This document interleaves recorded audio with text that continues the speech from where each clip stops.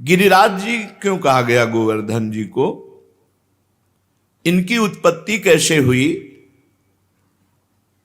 और गिरिराज जी महाराज की क्या महिमा है?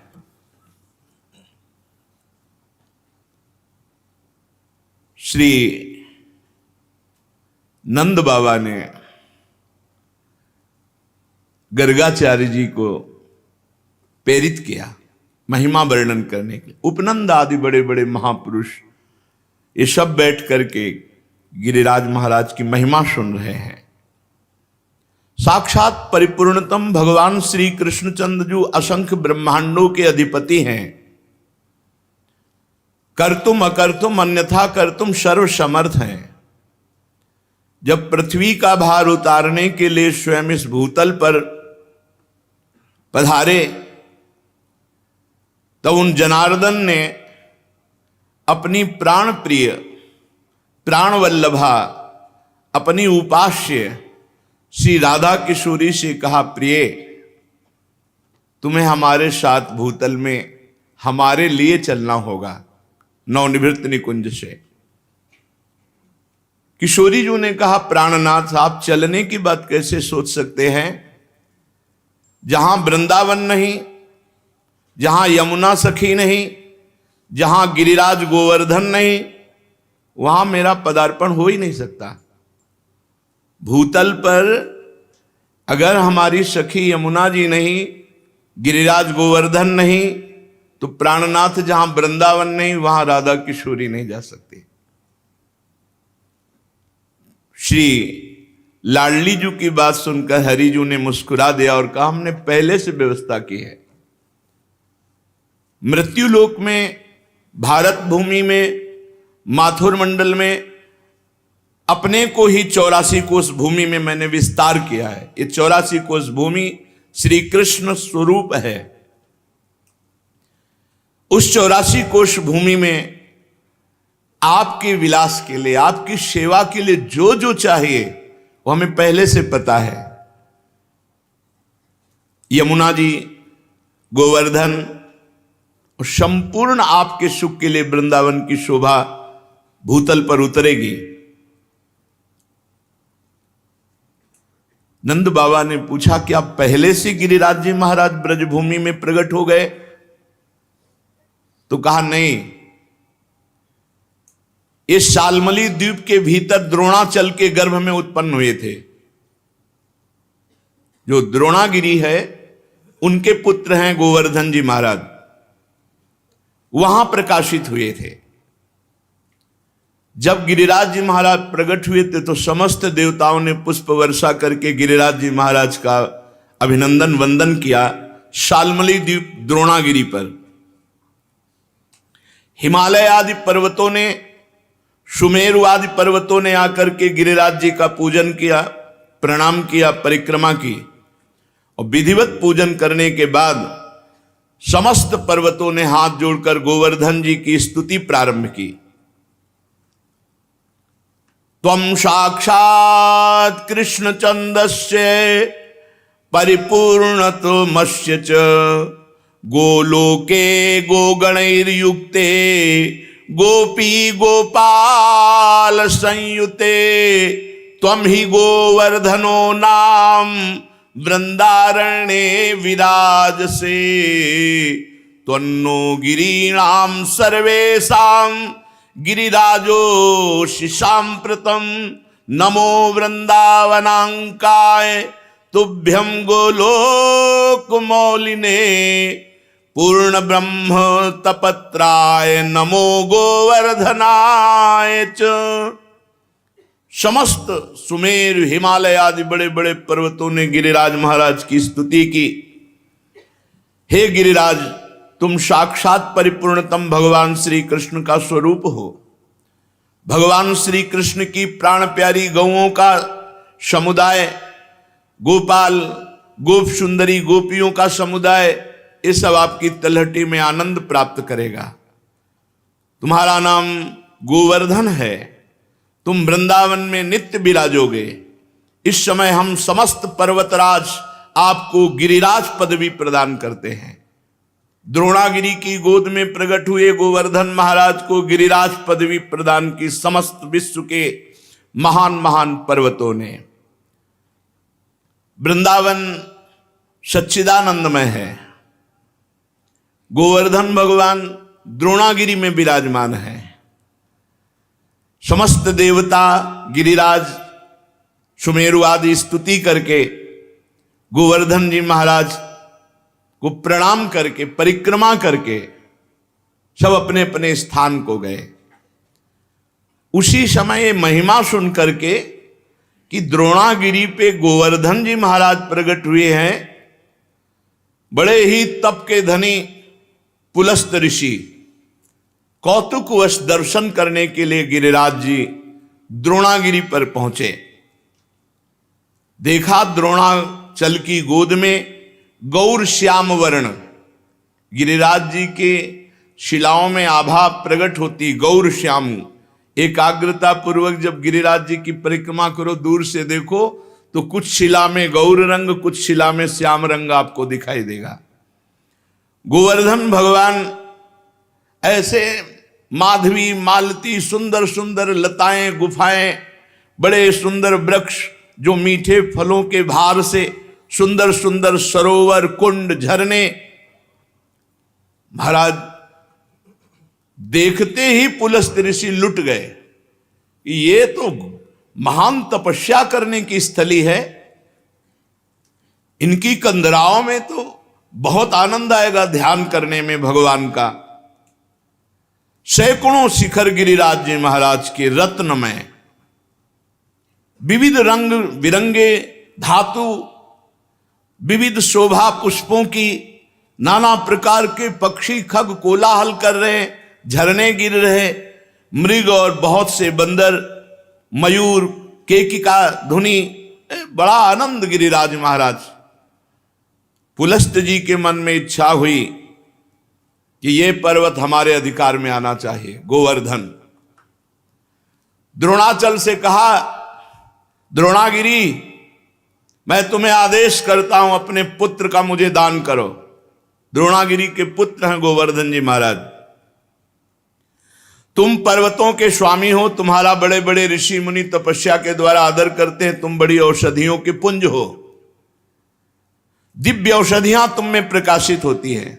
जब लक्ष्मण जी को वीर घातनी शक्ति मेघनाथ ने मारी थी तो यहीं से औषधि, तो हनुमान जी महाराज को लगा कि कौन सी औषधि है, क्योंकि उन्होंने बताया प्रज्वलित तेजोमयी, तो कालने मैंने साफ प्रज्वलित तेजोमय कर दी थी कि हनुमान जी भ्रम में पड़ जाए। लेकिन बुद्धिमान अग्रगण्यम बलवताम वरिष्ठम, पूरा द्रोणागिरी उखाड़ लिया, जो मन आवे सो छांट लो औषधि।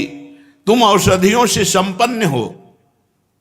मैं काशी में गिरिराज जी को विराजमान करूंगा, क्योंकि मैं काशी वास करने वाला हूं और मैं याचना ही नहीं कर रहा, आदेश दे रहा हूं।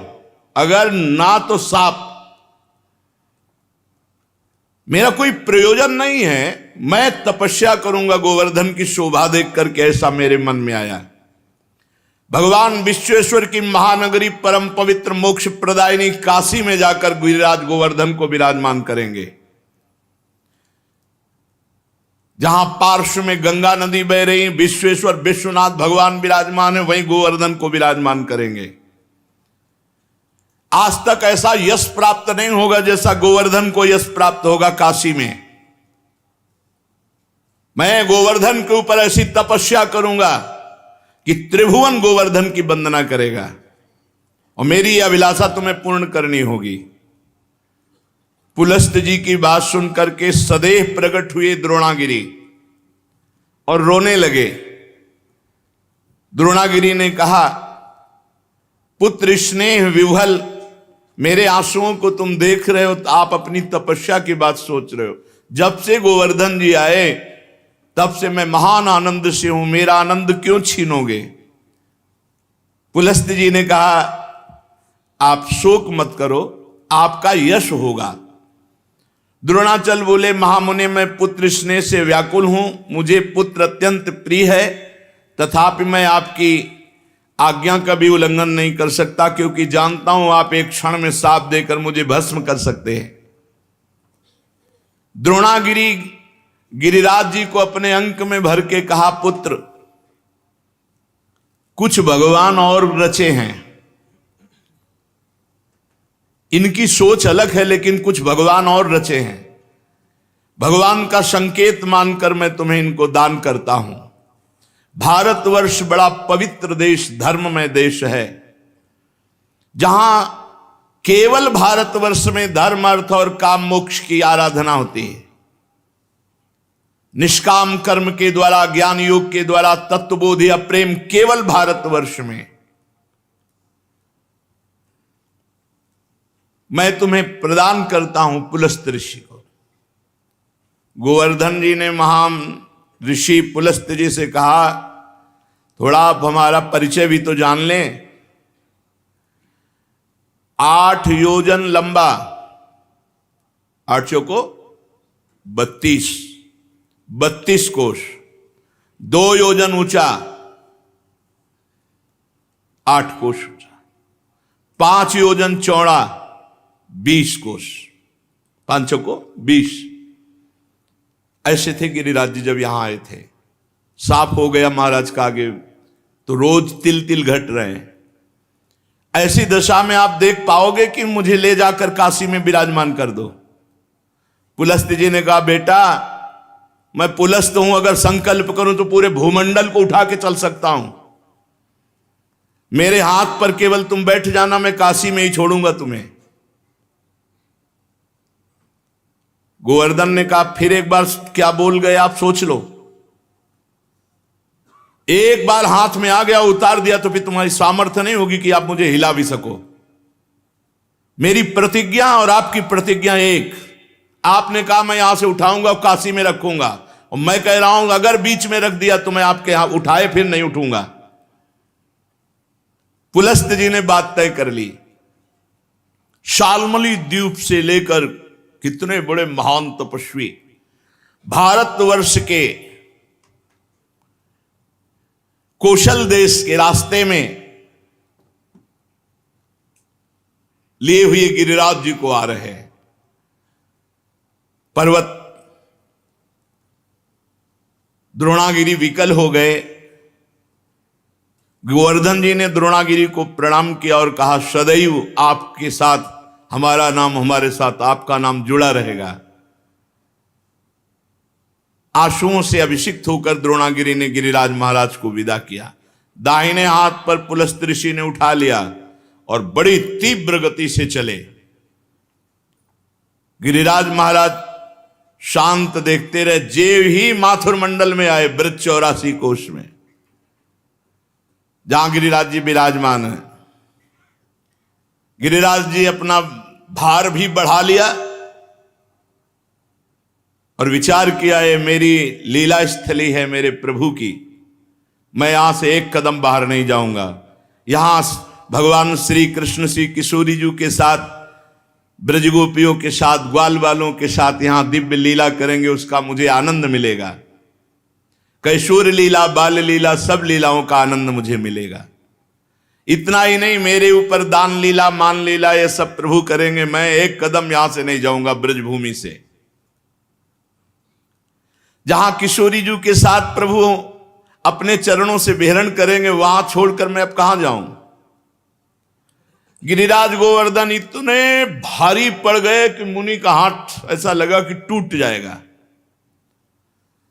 और साथ में बड़ी जोर की लघुशंका लगी। गिरिराज महाराज की लीला, भार तो तपबल से रोक रहे थे, लेकिन लघुशंका तपबल से कहां तक रोके। वो बात थी कि अगर रख दिया तो भी तुम्हारी ताकत नहीं कि उठा सको। इतनी लघुशंका लगी कि वो बात भूल गए और भार से हाथ पीड़ित। तो गिरिराज महाराज जहां विराजमान है यहीं विराजमान किया, लघुशंका किया, आचमन किया, पवित्र हुए और गोवर्धन से गाओ कर कमल में विराजमान हो। बोले खत्म खेल, हमारी और आपकी प्रतिज्ञा थी कि आप रख दोगे, उठा नहीं पाओगे। तो उनका तुम्हारे आने से मैं अभी उठाकर तुम्हें ले चलता हूं। पुलस्त ऋषि ने अपना सारा तेज तप बल सब लगा दिया, गिरिराज महाराज टस से मस नहीं हुए। मुनि ने कहा दैन्यता पूर्वक, गिरिराज तुम मेरी शक्ति का उपहास मत करो, मुझे अभी क्रोध तुम पर नहीं आ रहा है, मैं बहुत प्यार से तुम्हें द्रोणागिरी से सालमली द्वीप से लाया हूं काशी ले जाने के लिए, तुम मेरी भावना में बाधा मत पहुंचाओ। गिरिश्रेष्ठ चलो, भार अधिक मत बढ़ाओ, मैं जान गया हूं कि तुम रूठ रहे हो, लेकिन शीघ्र तुम्हारा सम्मान काशी में होगा। गोवर्धन जी ने कहा मेरा दोष नहीं है, आपने कोई मुझे यहां स्थापित नहीं किया है कि आप हमको लाके यहां से स्थापित किया, हमारी प्रतिज्ञा थी धरना मत बीच में, क्यों रख दिया बीच में, कोई लघु शंका, इसके हम जिम्मेवार थोड़ी है। अब मैं यहां से एक कदम भी नहीं जाऊंगा, तुम्हारी ताकत नहीं कि यहां से ले जाओ। अब तो पुलस्त मुनि की सारी इंद्रियां क्रोध से व्याकुल हो गईं और ओंठ फड़कने लगे। उन्होंने कहा तुम हमारा सारा उद्यम व्यर्थ कर दिया है द्रोण पुत्र गोवर्धन, मैं तुम्हें शाप देता हूं कि आज के बाद तुम तिल तिल रोज घटोगे। तो गिरिराज महाराज पहले 8 योजन 32 कोस, अब 21 किलोमीटर की परिक्रमा रह गई है। कितने ऊंचे, 2 योजन 8 कोस ऊंचे, 5 योजन चौड़े, बहुत देखो तिल तिल रह गए। भजन कर लो, कलयुग और आगे बढ़ेगा, तब गंगा और गिरिराज अंतर ध्यान हो जाए। जब तक गंगा और गिरिराज हैं कलयुग का तांडव नहीं हो सकता, पर रोज एक एक तिल गिरिराज जी क्षीण हो रहे हैं। शाप दे दिया, तिल तिल भर तुम रोज क्षीण हो गए। गिरे त्वाति धृष्टेन न कृतो में मनोरथा तस्मात् तु तिल मात्रम ही नित्यम त्वम क्षीणताम ब्रज। ब्रजवास करो लेकिन एक एक तिल रोज क्षीण हो गए। गर्गाचार्य जी कहते हैं यावत भागीरथी गंगा यावत गोवर्धनो गिरी तावत कलेह प्रभावस्तु भविष्यति न करहिचित। जब तक गिरिराज गोवर्धन विराजमान है, भागीरथी गंगा प्रवाहित है, तब तक कलयुग अपना तांडव नहीं कर सकता। हाँ, उसका प्रभाव रहेगा। तांडव शब्द से मतलब है भ्रष्टाचार ही भ्रष्टाचार, भाव भ्रष्टाचारा सत संसारा धर्म सुने नहीं काना कलिकाल बिहाल की मनुजा नहीं माने को अनुजा तनुजा, ऐसा भ्रष्ट आचरण, न कहीं स्वाहा न स्वधा न राम न कृष्ण न हरि, अब बिल्कुल भ्रष्टाचार। तब भगवान कल की रूप में आकर दुष्टों का संहार करके फिर नवीन शांति की स्थापना करेंगे। उस दिन से गोवर्धन महाराज ब्रज में विराजमान हुए, पर महाराज पुलस्त जी के साप से तिल तिल क्षीण होते गए। जब तक भागीरथी गंगा गोवर्धन पर्वत भूतल पर विद्यमान है, तब तक कलिकाल का प्रभाव कदापि नहीं बढ़ेगा। ये गोवर्धन का शालमली द्वीप द्रोणागिरी से ब्रजधाम आना है। ये पावन श्री गिरिराज महाराज जी का चरित्र है। एक समय की बात है कि गोदावरी तट पर एक ग्राम में एक ब्राह्मण रहता था। तो वो अपना ऋण लेने के लिए, कोई धनी मानी मथुरापुरी में रहते थे, तो यहां आए। वो अपना कार्य पूरा करके जब घर को लौट रहे थे, तो रास्ते में गिरिराज गोवर्धन जी मिले। तो ऐसा सुंदर पत्थर का टुकड़ा ऐसे देख करके उनको लगा कि साथ ले जाना चाहिए। एक बात ध्यान रखें, गिरिराज जी को साप मिल गया है इस बात के लिए कि ब्रज से बाहर नहीं जाना चाहते थे। और अगर किसी ने गिरिराज जी को ब्रज से बाहर ले जाने की चेष्टा की तो साप का अधिकारी होगा, अपने आप उसका पतन शुरू हो जाएगा। ये मत सोचो कि गिरिराज जी की शिला की महिमा सुनी तो ले जाकर ब्रजमंडल के बाहर विराजमान कर लें, ये सिद्धांत नहीं है। कुछ लोग कहते हैं कि अगर आप शिला उठाओ तो उसी के बराबर सोना गिरिराज जी को, सोना सुमेरु पर्वत परिक्रमा करके प्रणाम करके गिरिराज पदवी दे गया। उनको सोना चाहिए, उनको ब्रज चाहिए। ब्रज से बाहर ले जाने का कोई सिद्धांत नहीं कि आप सोना चांदी चाहे जितना बराबर रख दो। ऐसा शर्त कर देते तो पुलस्त ऋषि तपस्या से सोने का बना देते गिरिराज जी को। गिरिराज जी की शिला को ब्रजमंडल से बाहर ले जाना घोर अपराध है। ये तुम्हारी भक्ति का बाधन होगा, साधक नहीं होगा। ये मत सोचना कि हम गिरिराज जी की शिला उठाएं, इतनी महिमा सुनी तो बाहर ले जाएं। अपना कार्य पूरा करके वो घर लौटने लगा। तब गोवर्धन की जी के तट पर वो गोल पत्थर बड़ा सुंदर लगा। गिरिराज जी की शिला तो उठा ली। अभी वो ब्रजमंडल में ही था कि एक घोर राक्षस उस पर टूट पड़ा, उस ब्राह्मण पर। उसका मुंह ऐसे नाटा छाती में घुसा हुआ, 3 पैर 6 भुजाएं, बड़ा विकराल ओंठ, ऐसे दांत, मोटी नाक, बदबू आ रही थी। बड़े बड़े दांत बगाड़ कर ब्राह्मण को खाने के लिए। राक्षस बहुत भूखा था। वो दहाड़ता हुआ ब्राह्मण के ऊपर। अब जैसे कोई आक्रमण करे तो अपने पास कुछ होता तो ऐसे करने का। ब्राह्मण के हाथ में गिरिराज शिला थी। सीधे उस राक्षस के ऊपर गिरिराज शिला का प्रहार किया। जे ही गिरिराज शिला स्पर्श हुई, उसका राक्षस शरीर छूटा और श्याम सुंदर रूप अर्थात भगवान के सारूप्य मोक्ष को प्राप्त हुआ। जैसा भगवान श्याम सुंदर का रूप वैसा रूप, विशाल नेत्र, प्रफुल्ल कमल दल के समान बनमाला धारण किए हुए, पीतांबर मुकुट, कानों में कुंडल, एक हाथ में बेत। ऐसा लग रहा था साक्षात श्याम सुंदर प्रकट हो गए। जब वो दिव्य रूपधारी हो गया और ब्राह्मण देवता के आगे घुटने टेक दिए और कहा, हे ब्राह्मण श्रेष्ठ, तुमने मुझे आज निष्पाप कर दिया। आज तक मैं निष्पाप नहीं हो पाया महामते।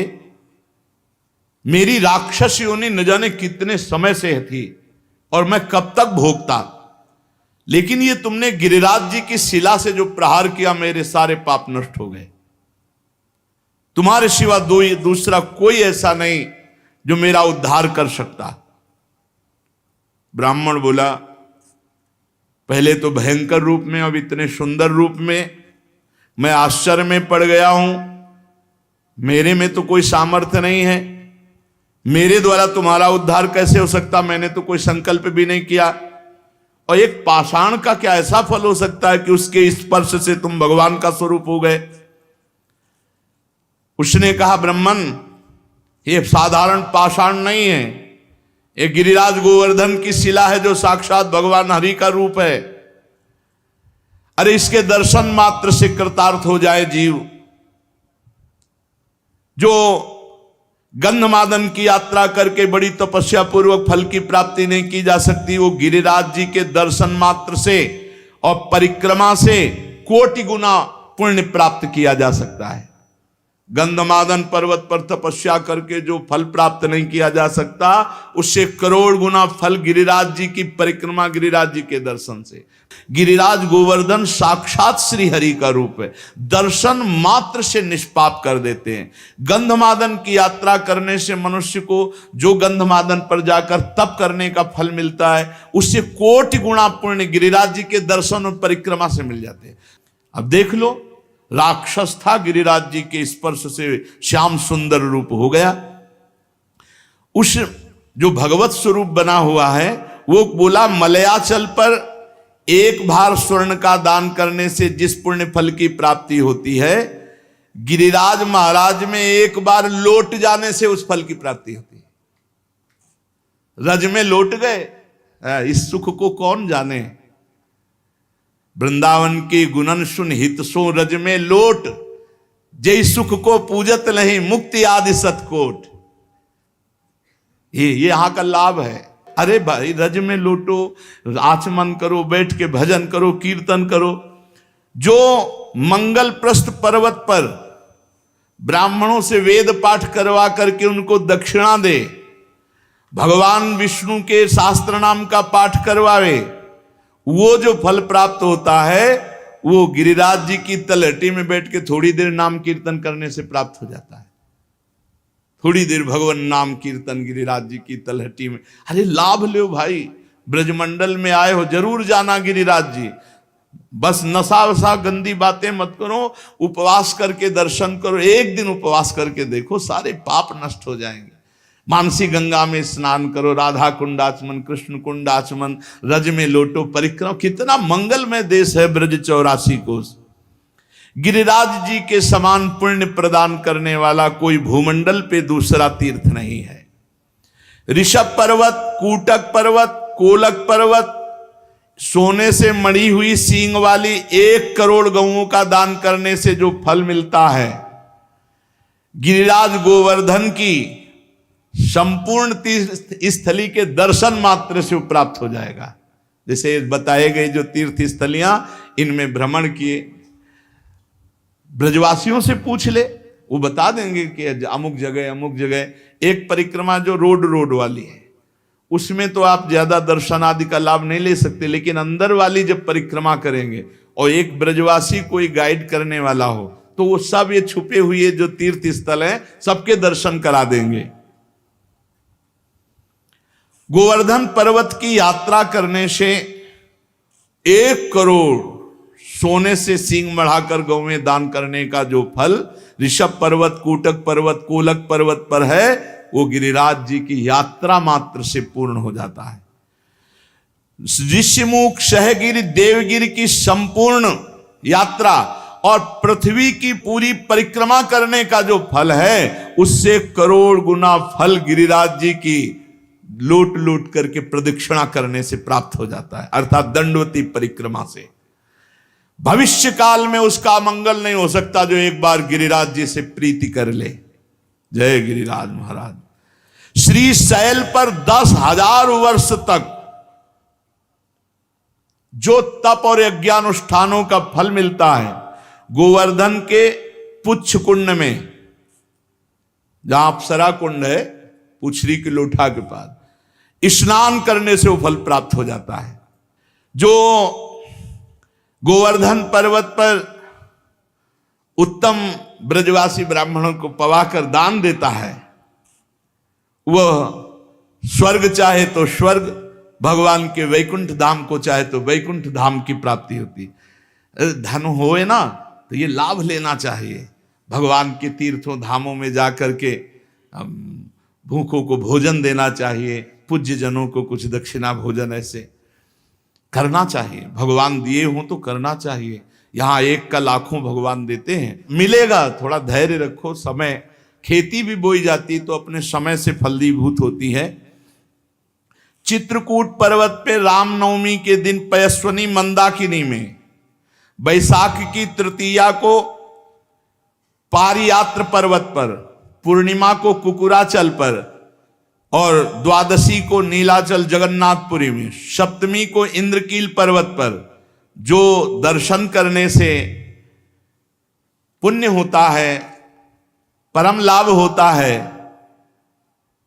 गोवर्धन गिरिराज जी में किसी एक कुंड में स्नान करने से उसका फल प्राप्त हो जाता है। किसी एक कुंड पर बड़ा योग लिखे हुए हैं कि जैसे बृहस्पति के सिंह राशि पर स्थित होने पर गोदावरी में, कुंभ राशि पर हरिद्वार में, पुण्य नक्षत्र पुष्कर में, सूर्य ग्रहण कुरुक्षेत्र, चंद्र ग्रहण काशी में, एकादशी के दिन शूकर तीर्थ में, कार्तिक पूर्णिमा को गढ़मुक्तेश्वर में, जन्माष्टमी के दिन मथुरा जेल में, द्वादशी के दिन खांडोवन में, कार्तिक पूर्णिमा को वेंकटेश्वर नामक महावट, मकर संक्रांति तीर्थराज प्रयाग में, वैधृति योग बृहस्पति, रामनवमी के दिन अयोध्या में। ये जो यात्रा करने पर फल प्राप्त होता है, गिरिराज जी की शिला का जल से अभिषेक, दुग्ध से अभिषेक, गिरिराज जी की शिला का पूजन करने से वो सब फल प्राप्त हो जाता है। जो भगवान श्री कृष्ण में मन लगाकर उद्धव कुंड, गोविंद कुंड, इसमें स्नान करता हुए श्री कृष्ण के सारूप्य पद को प्राप्त होता है। हमारे गोवर्धन पर्वत पर जो मानसी गंगा है, बहुत पवित्र है मानसी गंगा, बहुत पवित्र। ये अनुभव की बात कह रहा हूं। तभी बार बार हम जब गिरिराज जी की बात करेंगे तो मानसी गंगा की बात करेंगे। सैकड़ों राजसूय यज्ञ करने वाला उतना पवित्र नहीं हो सकता जितना मानसी गंगा में स्नान करने से। गिरिराज जी का दर्शन स्पर्श ये महान पुण्यात्मा को प्राप्त होता है। यदि आपको विश्वास ना हो तो देखो, मैं महापापी हूं। गोवर्धन की शिला स्पर्श मात्र से मैंने भगवान श्री कृष्ण के स्वरूप को प्राप्त कर लिया। उस भगवत स्वरूप की बात सुनकर के ब्राह्मण को बड़ा विस्मय हुआ। गिरिराज जी के प्रभाव को जानकर बार बार पुलकित हुआ। फिर ब्राह्मण ने पूछा, इस समय तुम दिव्य रूप में हो, पहले तो मुझे राक्षस रूप में दिखाई दिए। तो सिद्ध ने कहा, मैं पूर्व जन्म में एक धनी वैश्य था, समर्थ था, खूब धन संपत्ति हमारे पास थी और रूपवान था। तो मैं दूसरी स्त्रियों के साथ व्यभिचार करना, जुआ खेलना, मदिरा पीना, आगे चल करके वैश्यागमन करना और मदिरा में उन्मत्त होकर हिंसा करना, माता पिता पत्नी सबको मारना फटकारना। एक दिन मैंने ऊब करके अपने मां बाप को जहर देकर मार डाला और पत्नी की तलवार से काटकर हत्या कर दी और स्वच्छंद रूप से फिर वैश्यागमन आदि अपराध करता रहा। लूटपाट का काम करने लगा क्योंकि धन की आवश्यकता थी। एक दिन मैं बहुत स्वर्ण के आभूषण लूट कर लाया तो वैश्या ने मुझे जहर खवाया, गले में फांसी लगाई और मौत के घाट उतार कर कुएं में फेंक दिया। गंदे आचरण वाले की गंदी ही गति होती है। अब मैं महापातकी यमदूतों के मुदगरों से पीट पीट कर बांध कर नरक ले जाया गया। कुंभी पाक नरक में डाला गया। एक मनवंतर तक नरक भोगने के बाद मुझे तप्त सूर्मी नामक नरक में डाला गया। ऐसे मैं न जाने कितने नरकों को भोग कर फिर राक्षस बना। भारतवर्ष में कर्म वासना के अनुसार मेरा राक्षस योनि प्रकट हुई। कितने नरक भोगने के बाद, बहुत होश में, हर कर्म बिना दंड दिए नहीं जाएगा। 10,000 वर्ष से मैं भूखा तड़प रहा हूं, मारा मारा घूम रहा हूं 10,000 वर्ष से।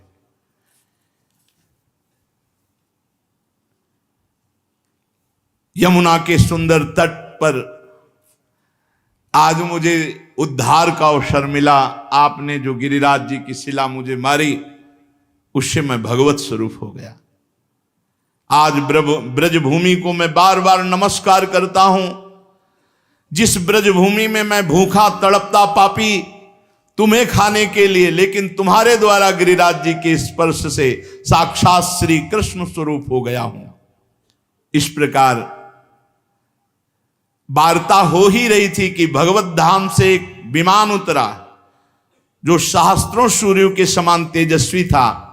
10,000 घोड़े जुते हुए थे और महान ध्वनि हो रही थी। उसमें भगवत पार्षद आए और ब्राह्मण के देखते देखते उस सिद्ध को, जो राक्षस था अब भगवत स्वरूप हो गया था, विमान में बैठाला और भगवान के धाम को ले गए।